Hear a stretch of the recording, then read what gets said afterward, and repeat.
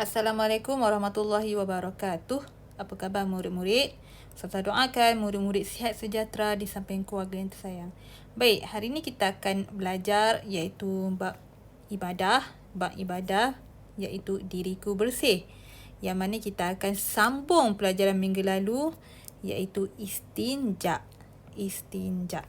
Ya, murid-murid. Jadi minggu lalu Ustazah ada terangkan maksud istinja kan? Dan juga alat-alat untuk beristinja. Ingat lagi tak murid-murid?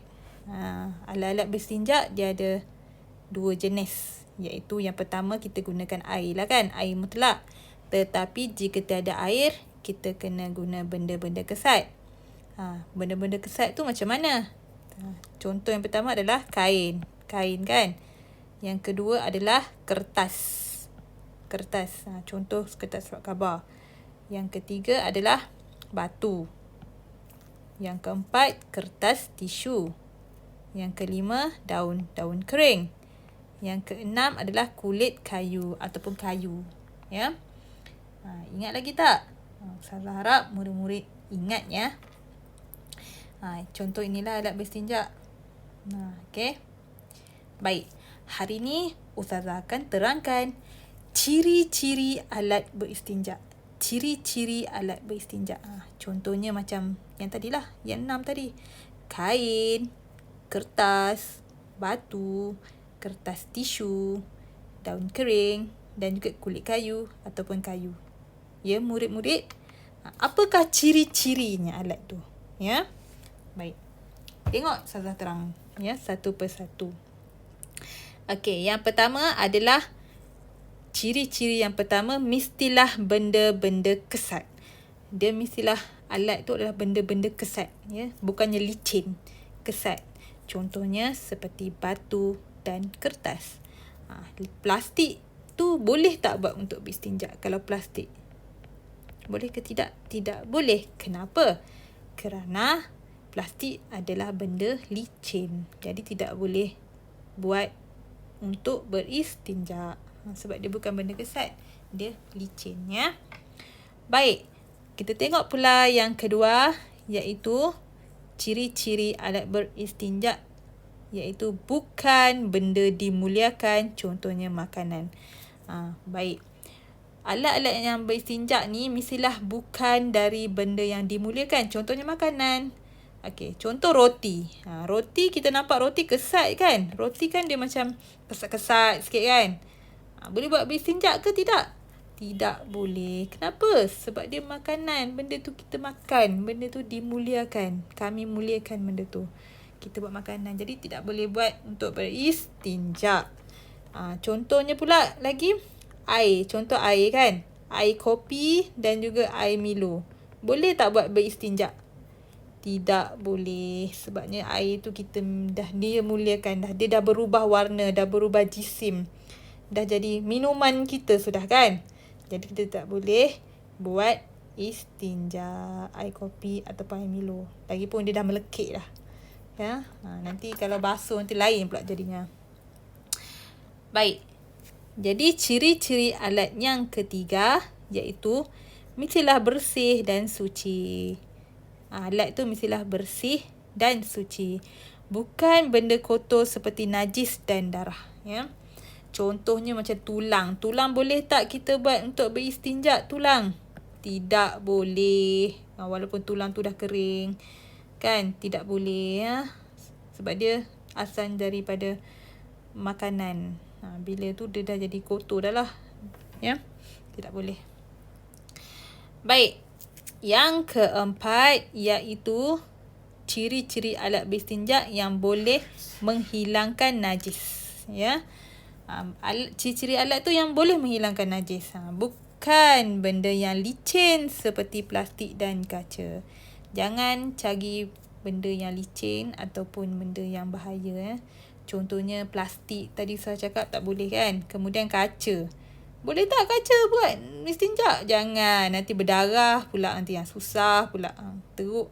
Parah pula nanti ya. Jangan. Kaca tak boleh Kalau pokok pula, pokok berduri boleh tak? Pokok berduri. Bunga ros ke contoh. Batang bunga ros. Boleh tak? Jangan ya. Nanti luka. Bahaya pula nanti. Okey? Baik, faham murid-murid ciri-ciri alat tu? Baik, kita pergi pada syarat beristinja selain air. Ya.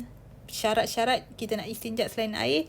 Yang pertama, mestilah najis tidak beralih dari tempat asal. Jangan kita masuk hutan contoh kan. Kita sakit perut. Lepas tu, kita kata, buang besar lah terus. Jangan, cari dulu daun ke, ataupun batang kayu ke, kulit kayu ke, ataupun batu. Cari, ataupun kita ada kertas standby dalam beg ke. Baru kita melepaskan hajat tu. Jangan buang besar dulu baru cari alat-alat tu. Nanti takut najis tu masih belum kering. Najis masih belum kering, tak boleh. Kita pastikan kita berada di tempat tu serta alat-alat tu semua dah ada kat situ dah. Faham murid-murid? Macam tu lah. Contohnya kita nak, contoh masuk tandas lah. Kalau kamu masuk tandas pun pastikan buka dulu paip air tu. Tengok air ada ke belum. Jangan buang besar saja tengok tiba-tiba tak ada air. Masalah Cek dulu. Kalau tiada air, pastikan kita sediakan dulu alat-alat beristinja tu baru kita melepaskan hajat. Baik, murid-murid faham? Alhamdulillah. Baik, kita pergi kepada cara beristinja. Cara untuk beristinja. Macam mana ni? Kita dah tahu dah kan alat-alat beristinja tadi, contohnya macam kain, kertas, batu, kertas tisu, daun-daun kering dan kulit kayu ataupun kayu. Kita tahu dah kan, cuma kita nak macam mana caranya. Baik, tengok satu persatu. Membersihkan kubul atau dubur menggunakan air hingga bersih. Kalau ada air, kita guna air lah hingga bersih. Tapi masalahnya jika tiada air. Masalahnya jika tiada air macam mana? Contohnya dalam hutan, tak ada air kan. Macam mana kita nak menggunakan alat beristinja tu macam mana?